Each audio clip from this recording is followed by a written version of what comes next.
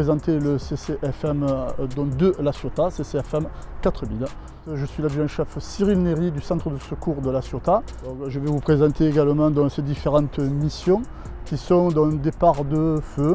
Souvent, c'est un engin qui est utilisé sur les feux de forêt, que ce soit en isolé, en mire ou en groupe constitué avec 4 CCF. C'est un engin qui a une puissance de 270 chevaux et qui a armement de 4 personnels à l'intérieur, chacun avec une spécificité. Une citerne d'eau de 3900 litres, dont 3500 litres sont dévoués à l'utilisation à l'incendie. 400 litres sont dites une capacité d'autoprotection qui ne peut pas logiquement utiliser. Et 100 litres de mouillants qui sont dévolus lorsque l'on doit faire certains types d'attaques sur les différents feux face auxquels nous sommes confrontés. C'est un engin 4x4 avec des dispositifs tout terrain qui nous permettent aussi bien de passer en 4x4 en répartissant la force sur le pont avant et pont arrière, et également muni de petites vitesses qui vont nous permettre d'augmenter le couple tout en diminuant la vitesse. Nous avons une LDT de 80 mètres de diamètre de 23 mm.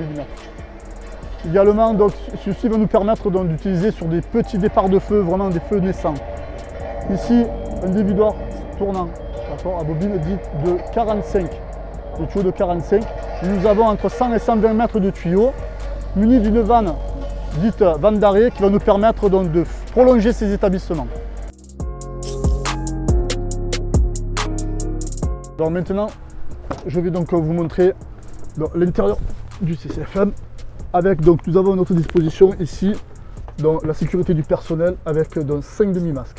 Ici, lorsque l'on va ouvrir, on va pouvoir déclencher la surpression de cabine avec des flexibles, et vous voyez ici là-haut qui va permettre d'avoir cette bulle de confort et d'éviter que les fumées ne rentrent à l'intérieur de l'habitacle. Cette bouteille ici, responsable du personnel, le chef d'agré, qui lui va pouvoir activer les demi-masques. Nous avons à l'intérieur ce bouton que l'on retrouve aussi bien devant que derrière, qui est l'autoprotection. Inférieur à 3 bars, ça va être la pompe électrique qui va être prise en compte.